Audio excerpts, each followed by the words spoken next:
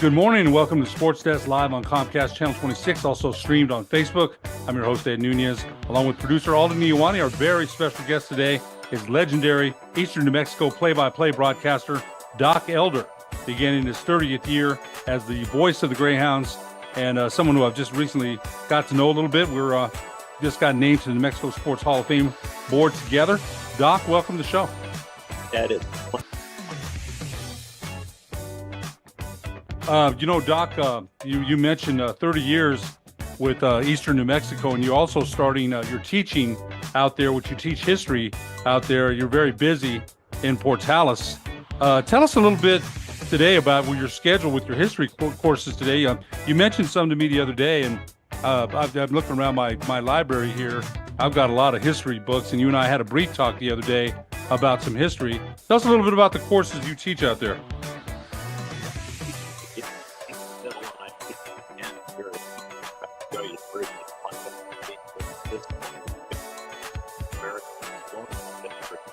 Which and your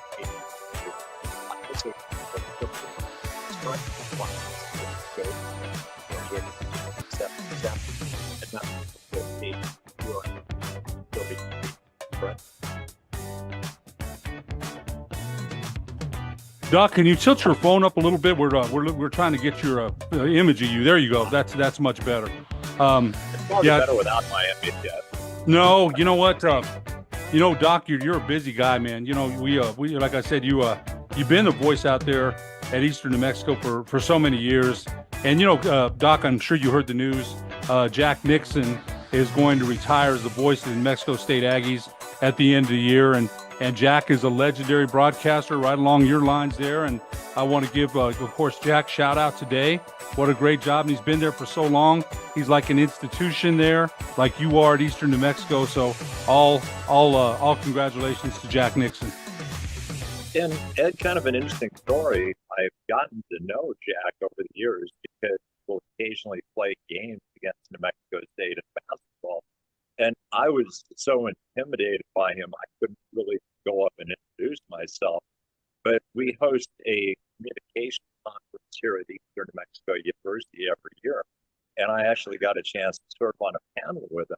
He was like, "Oh, yeah, I hear great things about you, Doc." He put me at ease, and he was treating me like I was the star. And clearly, Jack is in class way above ours. We're pretty good, but he's Jack Nixon. Doc, you know what? I know that I'm not in that class, and I'm not in yours. But I think you're right. I would say, as somebody that's listened to you for a long time, I think you're every bit as good as Mr. Nixon. No disrespect to Mr. Nixon at all. We've all got our our fortes, and you've been at it a long time, along with Jack. So congratulations to Jack on a great career at New Mexico State. I'm a Lobo guy, and I've heard him a couple of times, do some broadcasts, and you mentioned he's put a lot of time in there. And, he's going to be 74, 75 years old. I'm sure he wants to spend some more time with his family. Doc, I got to ask you this, though. You were born in Farmington, Minnesota, and you lived in Marshalltown, Iowa. You went to Northwestern and got a teaching certificate from Northern Iowa in 1974. I got to ask you this. I was really interested about this. You taught and coached at Vinton High School in Vinton, Iowa from 74 to 83. Tell us a little bit about that. People might see you as a broadcaster and you've done it for so long, but you did have a coaching background. Tell us a little bit about that. It was a great experience, Ed. I was in Vinton, Iowa at exactly the right time because a guy named Bruce Kemp, who was the catcher in Major League Baseball for the Detroit Tigers, he was a kid that I coached again. Mike Boddicker, who was a great pitcher for the Baltimore Orioles, he was a kid that I coached against. And two of the kids that I coached were a kid named Wes Overmuller and a kid named Cal Eldred. They both pitched in the major leagues. So baseball was a great sport in Benton County, Iowa, right around the Benton area. I was blessed to have been associated even tangentially with guys like that. Mike Boddicker, I remember him. Well. Good, darn good pitcher with, I think he played for Earl Weaver, I think. Yes, I think yeah, I saw you. Earl Weaver was something else, man.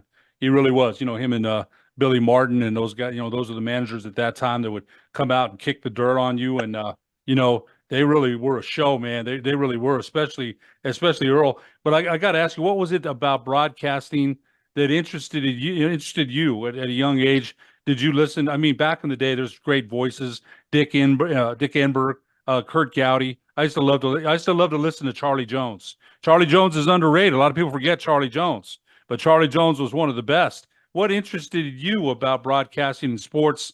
You coach baseball, but what was the catch, the grab that interested Doc Elder into a broadcasting career that's going on 30 years? Well, interestingly, broadcasting is in my blood because my dad was a broadcaster for NBC.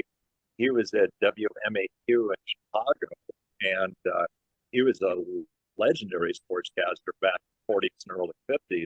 He left the industry just right at the time that I was born, so I never got a chance to hear my dad broadcast. But growing up, everybody in my hometown was like, "Oh man, you're Don Elder Jr.'s son. He's a great broadcaster." And they just assumed that I'd go into broadcasting. But sometimes as a son, it's like you want to have your own career, and so I chose a path in education. It was only the most random occurrence that got me into broadcasting. When I moved to Portales in 1995, we had a coach's show that was hosted by a guy, long-time broadcaster, and one day he got stuck in Santa Rosa, couldn't make it home for his show. They asked me for some reason to fill in. That was the start of my broadcast career. They must like what they heard, because then next thing I know, I'm broadcasting Greyhound baseball. Then I'm broadcasting every Greyhound sport. Then I'm broadcasting local high school sports. We got state football or state volleyball or state basketball. So I was just right place at the right time. But it's funny that how things find people with those kind of talents. You mentioned your father.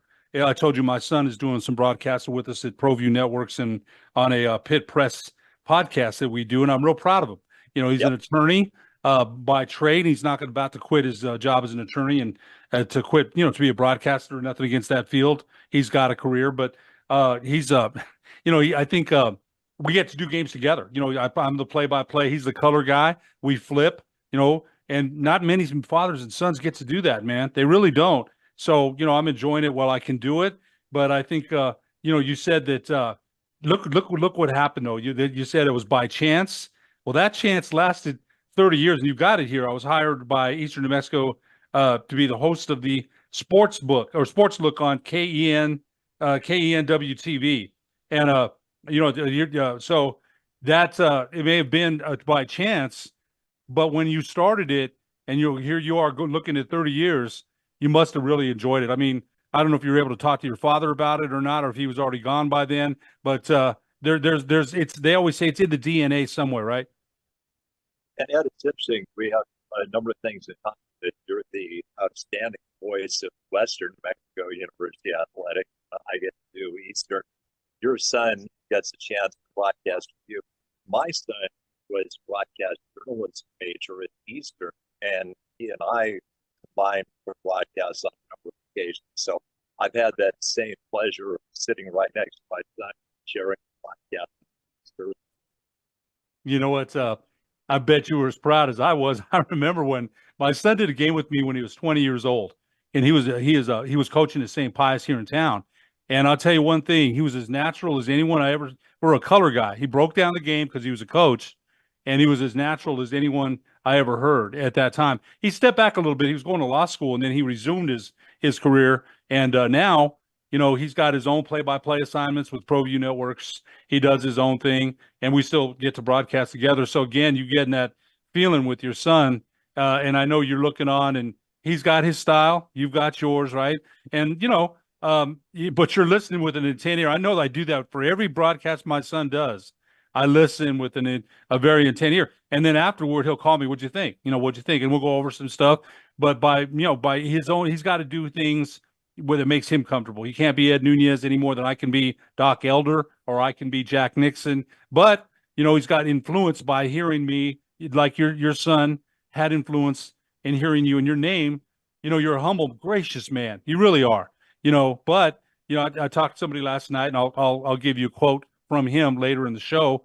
You're one of the best broadcasters in the state. There's no question about it. So to have you on the show is an honor. It's just the way you present yourself, and through all the things you've been through, you're still very humble, and you have a lot of humility. And I know if I know you well enough, you're still thinking, hey, how can I get better with each broadcast? Talk a little bit about that. How do you approach each broadcast, Doc? You've got a lot of assignments. Talk a little bit about that. That's the one word of advice that I give to anybody in the audience that is thinking about a career in broadcast. Key is to be prepared. There is no such thing as having too much information at your disposal. There are obviously situations where you have done homework and suddenly you're caught by a kid coming to the game you don't really know very much about them, or you don't have a track record about the opponent. So I'm sure you join me in saying anybody out there, do your homework, be prepared, but also make sure that your broadcast recordings, go back and listen. At every broadcast, I catch 2 or 3 like regions. It's like, oh, got to avoid that picture.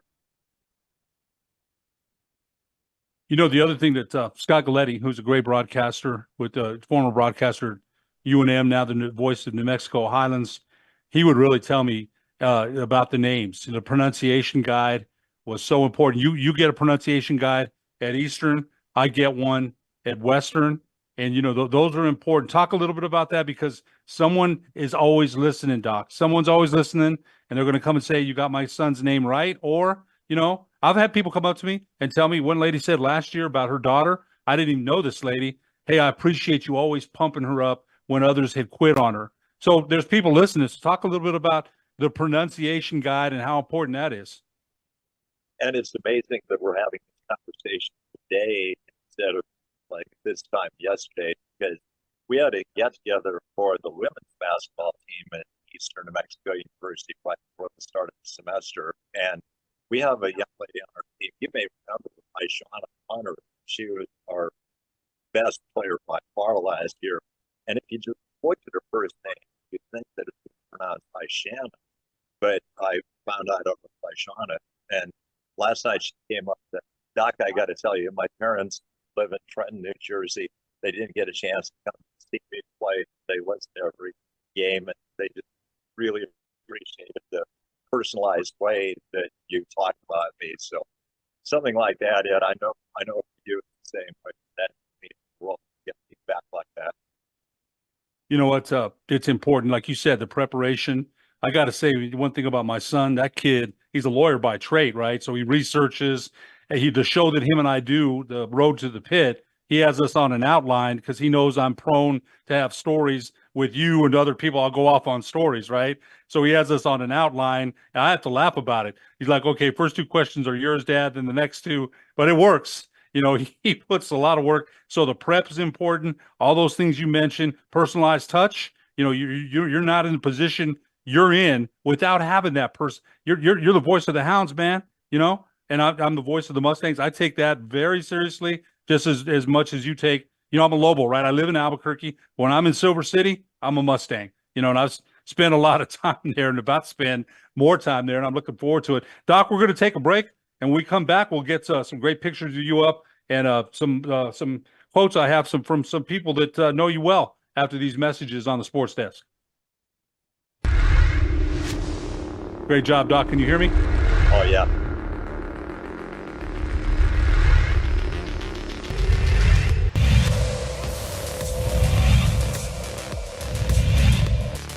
A short break, Coach. It doesn't break.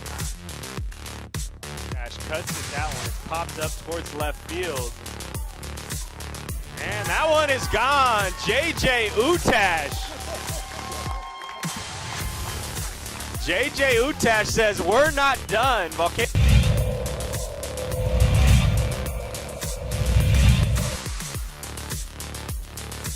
Raiders definitely got the pitcher's attention at second. You want to limit that lead for him there. That's hit right back up the box where it came from. It's Drew. The windmill's on. Here comes Schrader in to score the tying run. It's an RBI single for the big designated hitter, Jose Martinez.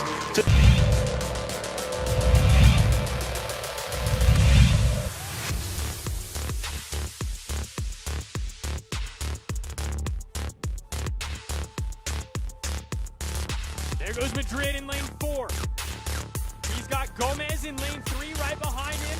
And check out lane 8. Here goes Jaron Johnson from Dulce. Down goes Madrid on the final hurdle. We're going to have to go to the tape. It looks like Johnson. Here comes a 3-2 pitch from Tatum Widener. Got him! Strikeout number 8 of the day for Widener, and it ends the home half of the 6th. It's 8-3 Eagles.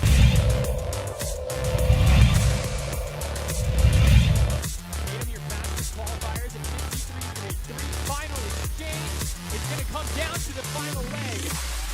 It's Tatum in lane 3. Keep an eye on lane 7 and Loving pulling ahead.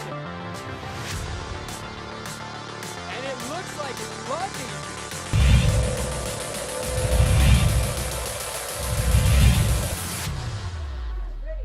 Line shot.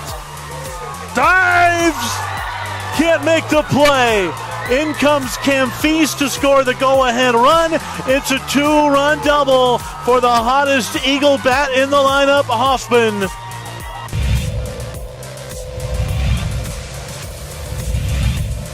Not a good exchange there for Logan. They dropped the baton. That's your favorite there. Now, let's watch Oak Grove in lane 4. Them and Legacy running side by side, lanes 4 and 5. Legacy in lane 5, Oak Grove in lane 4. It's Legacy pulling ahead over the last 100 meters. And Legacy Academy are your state champions.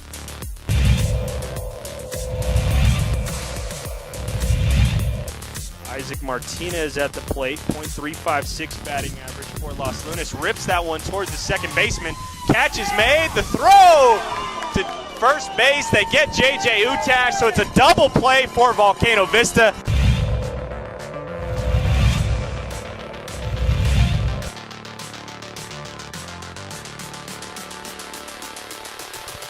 This one could be a battle here. Between lanes 3 or 4, 5, and 6, according to our sheet here, and it is. Oh, that is too close to call.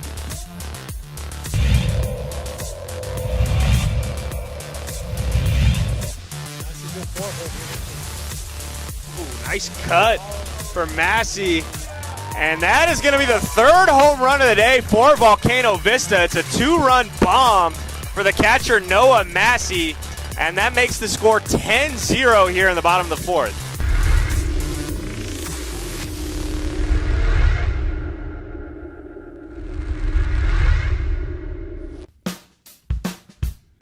Well, I'm going to the frontier, walking to the cashier, order up a root beer and a number 1. Cover it with green stuff, 1 scoop is not enough. Find a booth is real tough, back by the Duke. Meet my family, meet my friends in the quirkiest restaurant I have ever been. All of Albuquerque's favorite spot, it's the Frontier Restaurant. The Frontier Restaurant is a proud supporter of ProView Networks. A burglary takes place in the United States approximately every 15 seconds. International Protective Service is your answer for commercial and residential security in all of Albuquerque. IPS will work with your monitoring company for fast, reliable response times. You can rest easy knowing you, your family, or your company is watched over by International Protective Service. Call International Protective Service today. Welcome back to the Sports Desk, live on Comcast Channel 26, also streamed on Facebook. I'm your host, Ed Nunez. Our very special guest today is legendary play-by-play Eastern New Mexico broadcaster Doc Elder. And Doc, again, thanks so much for joining us. It's great to have you on. It's an honor, Ed. Doc, I've got a quote here, and I told you I had a quote from a person that knows you real well. Doc Elder is the reason I was given a chance to broadcast. He was my mentor and taught me the ins and outs of a professional broadcaster. I owe so much of my success to him. Still to this day, I consider Doc the all-time GOAT on the mic in the state of New Mexico. And that's from Adam Deal, the voice of New Mexico United, also does some work with Sports Primo, a former broadcaster with ProView Networks. And Adam and I had a nice talk last night, and that's what he thinks of you. Yeah, he's a great story because he was a junior at Eastern. He had the distinction of scoring first goal for the Eastern Mexico University men's soccer in our entire program history. And he just came to me for his senior year to accept his eligibility in soccer, asked if he could do color commentary with me. Boy, just what a quick learner, and just really receptive to suggestions I made. I knew he was going to be really good until it that. He does United. I was listening to the other night, and shake the net when they.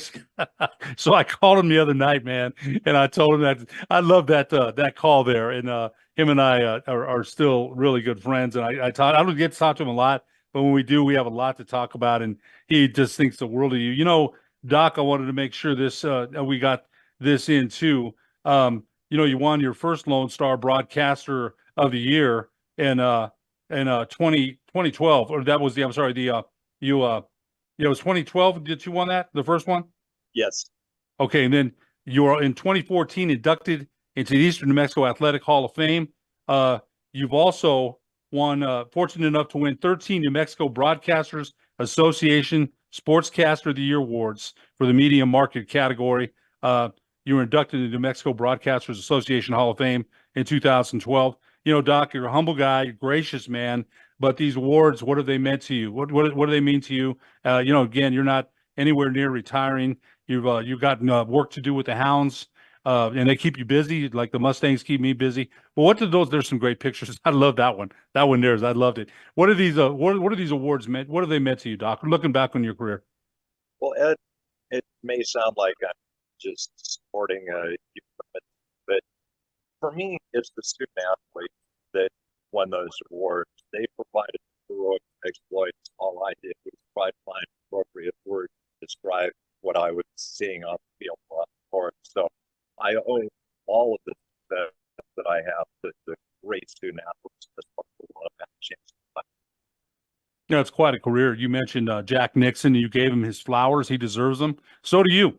That's a long, storied career, and I think I agree with Adam. You know, you're just as good as anybody there's ever been on the mic. And some people in New Mexico, Albuquerque, may not know because they don't know all the the region. But you and I now, like we mentioned, we're on the New Mexico Sports Hall of Fame board together, and the people are going to find out a lot more about your accomplishments. That's the board meeting we had on Saturday was a very interesting one. I know you learned a lot as I did, but Doc, again, it's been a long career, 30 years going. Tell us a little bit about what we can expect from the Greyhound football team. Coach Kelly Lee does a great job out there. We lucked out in beating you last year. We did. I'll say that. I'm glad Western won, but the guy from Eastern had a 47-yard field goal to win the game, and it's just wide left. I thought it was good. I did. I thought it didn't look good. It just went wide left, and Western won the Green Chili Bowl by 1. But tell us a little bit about what we can expect from Eastern New Mexico and head coach Kelly Lee. Well, Kelly is in his second tenure as the head coach. He was the head coach at Eastern the first time. The last year that he coached, we went to a bowl game. We actually won the bowl game. Then he went to a high school in Texas for a couple of years, then the job opened at Eastern again. He applied, got the job. So last year was his first year in his second term as the head coach. I was really frankly surprised that we won 5 games last year, had a chance that he was last game of the season, but Mustang really put it together and they won the game fair and square. We have our quarterback coming back. We've got good skill people coming back. The one questionable area we lost a lot of guys. That's the secondary. As you all know, Lone Star Conference has teams that can fling it, and so it's how well our secondary played this year that determine our success. Doc, Eastern New Mexico, made a nice run in the basketball tournament last year. The men's team, the women's team is good. But tell us a little bit about Brett Owen, who moved on. I believe he moved on. Coach Owen moved on. I had a chance to talk to him on the floor last year at Silver City. But talk to that's a great run the Hounds made last year in the Lone Star Conference tournament. Went to the NCAA tournament, I believe. And yeah, so talk to us. That was a great run. Tell us a little bit about that run. Ed, you well know it's all about picking the right time. And last year we had a really good team, but we played Western back-to-back games. Played the way and regular season. Western beat us both times. So when we went to the Lone Star Conference tournament, we had no momentum and we got bounced in the first round. This year, Brett Owen made it a point of emphasis. You got to beat Western home. You got to beat Silver City. Get the momentum. And I really think that was a big reason why we were able to pull a couple of upsets to win the LSC championship. You know, it's funny. We did beat you in Silver City a year ago, and I still remember one of your players, man. I can't remember what his name was. He was like, "That's all right. Y'all still ain't going to the playoffs anyway." And he was right. We didn't go. It was a big win, but I remember being on the floor and he said that, and I was like, God, I wanted to say something, but I was like, I don't want to start no brawl here, you know. And but it's a good rivalry. I think, like I said, I told Coach Owen that one of the kids you have, Jose Morillo, is a kid from Highland, you know, which is dear to me. I'm still on the Highland Alumni Association, El Gigante, they called him here in Albuquerque. 40 points and 20 rebounds in the final, beating Del Norte. They beat Del Norte here for the state championship. Highland had not won a championship since 1972. So they win a championship in 2022, a high school championship. And, you know, I'm a Highland guy, so I could celebrate that. And I did. I actually called the game. And I tried to keep it down the line. I did. But you've got Eastern New Mexico. I thought last year, the roster they put together for basketball was, and in football, the linemen they had, gosh, the defensive linemen, I was like, man, look at the backup defensive linemen they have. And I had a chance to talk to Coach Lee when I did the Portales-Lovington game out at Portales, and Coach Lee came up and did a halftime interview. So I think, tell us a little about the other Greyhound teams. What can we expect from the volleyball team? And Eastern New Mexico Athletics has a new athletic director. Tell us about the state of the athletic program. Well, Ed, I'm favorably predisposed towards our new athletic director because I'm an Iowa kid. He's an Iowa kid. I got a teaching certificate from the University of Northern Iowa with an emphasis in history. He got a teaching certificate from the University of Northern Iowa, emphasis in history. So a lot of commonality. So I think he's a pretty good guy. I really think that even though most of his career has been in D1, he understands the culture of the school like Eastern. I think he'll be a great athletic director. Volleyball, we've got 4 really good seniors, so I think it might be a rebuilding year. Men's soccer, Ramsey's Rocket, 3rd year, came pretty close to going to the LSC playoff last year. This might be a breakthrough year. Eric Belcher in his 2nd year as the women's coach. We only won 2 matches all season, but we only got outscored by 8 goals as the season final stats field. So we were really good defensively. We were in a lot of better record. And in cross country, we've got a 2nd year coach, Josh Harden. Had spectacularly good success in track and field. Our women finished 3rd, which is the best showing we've ever had. So he's pretty high. A couple of new kids got in. So I think it's going to be a good fall for Eastern New Mexico. Doc Elder, legendary play-by-play voice of Eastern New Mexico, on his 30th year here today. Sir, I cannot tell you what an honor and pleasure it was to have you on the show. And like I said, I'll be seeing you up in Silver City. We'll see each other on Zoom calls when we have a meeting for the New Mexico Sports Hall of Fame Board. Doc, thank you so much for being our guest today. That is a pleasure to be interviewed. And just quickly, when we got interviewed for the New Mexico Hall of Fame, I followed you. I said, I don't know why they need me. They've already got great rock dresser on it in Nunez. So, Doc, when you said that, I'll tell you one thing, that meant a lot to me. It did. You know, I have all the utmost respect for you, and we've all learned from you. And again, thank you for your contributions to the state of New Mexico and to Eastern New Mexico University. Doc, we'll be talking to you down the line. Thank you so much. Thanks, Ed. For producer Alden Iwani, I'm Ed Nunez. We'll see you next week on the Sports Desk.